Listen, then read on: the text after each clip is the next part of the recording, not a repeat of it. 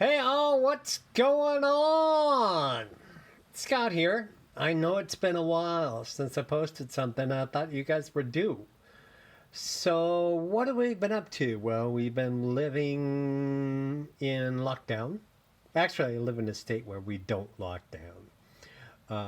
But we're all, because we live with my father in law who's 90, just this past week, we act like it's a lockdown state. So, and of course, we had our little bout with violence last night, and National Guards pulled out and curfew. But I wanted to show you kind of where we're at. So, this is the Revell Mark II Spitfire. Sorry, the sun's kind of getting in there. And I must say, there was so much hype last year about this model because there isn't a Mark II out there. And especially coming off building the 1 to 700 Tirpitz by Revell, that was an absolute dream to build and well engineered. This was a dog. Let's see if I can change some lighting around for you here. There we go. So, it was Scott's Body Shop. So we had sanding, we had filling, we had painting. We had parts that weren't even shaped in the correct part. I've never seen that before. So these back ailerons, not the rotor, but the ailerons, actually you see how it's formed and comes up to that little corner and then turns at like a 30 degree. Well, then there was another one that turned at another 90 degree. I'm like, what the hell? So I actually had to cut it off to make it work. Now, I understand, if it was down, if those ailerons back there were down, then it would look like a Sopwith Camel or a Buckwhip from World War I. It was really, really weird. The canopy and the cockpit were wonderful and very nice, but the wing joints were horrible. The flaps were horrible. The ailerons on the main wings were horrible. So what I did, this was built for my father-in-law for his 90th. Gosh, I wish I could get you better lighting. And what I wanted to portray is, since it's Mark II, it was one of the first fighters to go up against the Luftwaffe during the Battle of Britain. Is that better? A little bit. Sorry guys, I'm really trying to get that to show. So what I did is I wanted to portray it during the early portion of the war, where they had, the squadrons, very few, and those pilots who were there with the Spitfires were going up 2 and 3 and 4 times a day and not really having time to repair their aircraft the way they should, at least not cosmetically. So I wanted to show her really weathered, and I wanted to show her a little beaten up. So if we come in here, you can see that I've got some paint chipping going on, I've got some streaking going on, really banged up. If you look at the props, they've been scratched up. And the undercarriage is the same way. Now that's another bitch I've got, is the undercarriage is designed to be down and down only. Well, he likes to hang these. This is going to hang next to his Pride and Joy Mustang that was red tail. And I'm going to have to really finagle something. This has taken me a month to get this far. But it represents a Spitfire. I mean, you can obviously look at it and go, yeah, that's a Spit. And it's just been a fight every step of the way. But I really got to hone my skills, or at least pull them out again and use them. So that's kind of where I am. So I'm not really sure how I'm going to group this video, because I'm going to pause it. Hold on. So we are back from pause.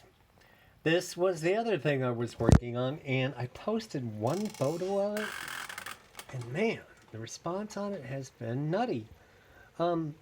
This is, what is this? It's the Fuso 1 to 700, but I don't remember the manufacturer.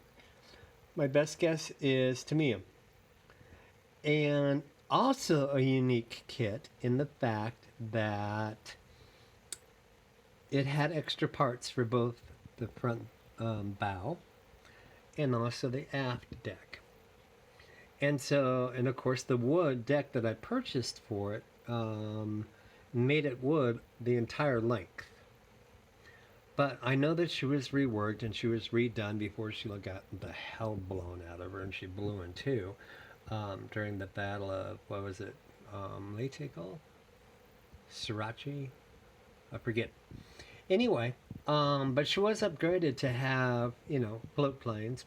So I had to cut the wood deck and put that in. Now they had that part, so you could do it where she was just brand new and just basically a super dreadnought, or with her upgrades.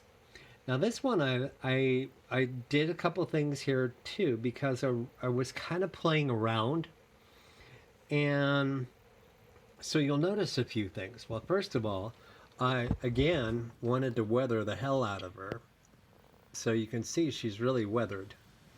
And I wanted to show her really, just from years of battle before she was blown up. I got that her rusted out like hell.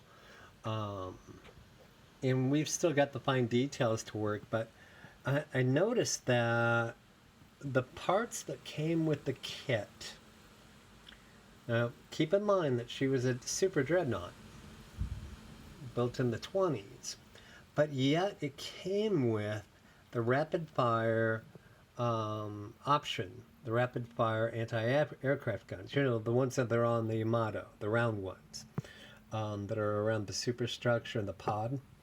And I didn't want to really portray her. She was never upgraded with those. So, interesting kit.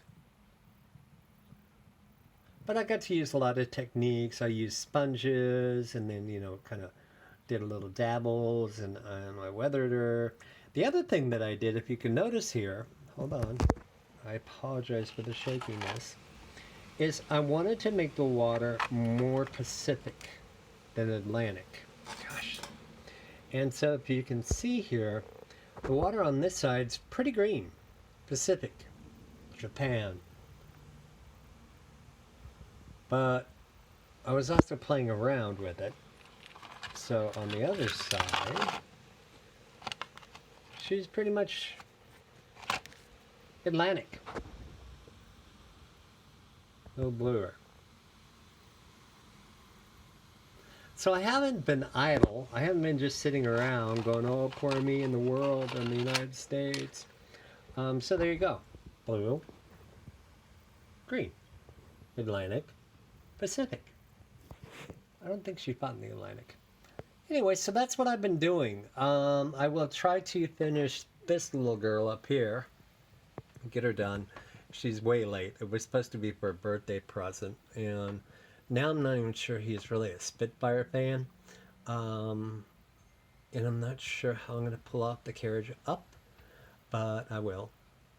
And then I'm not sure he would want it next to his Mustang. He really, really has a thing for the fork-tailed devil, the P-38.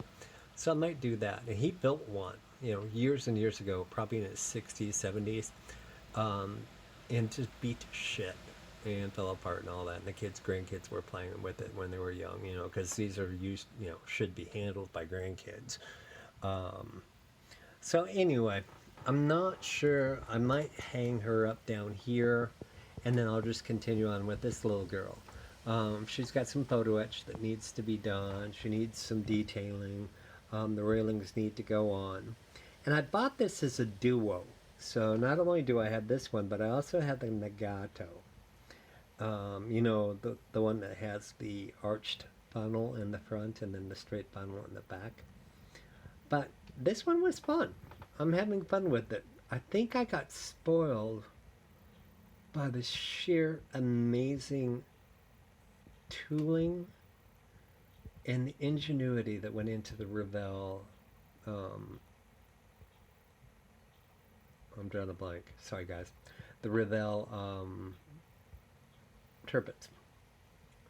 So, what else do we have going on? Well, I picked up the Missouri for her World War II configuration because I already had the Missouri up there in her modern conversion. What was it, 91, 97? And I got some different things. I've always been fascinated by, you know, World War II. I think we all are, quite honestly. And I think we're all into computer games. I think we're all into history. And I think we're all into a bunch of things that we all have in common. The other thing I thought would be kind of fun, since I don't build automobiles much, is the turn wagon. The big old 770K Maybach. And now I see one on my favorite place to buy models, which is that Facebook site, Scale Model Graveyard, that they have the World War I version too, the Rolls Royce. So I think I may make a play for that.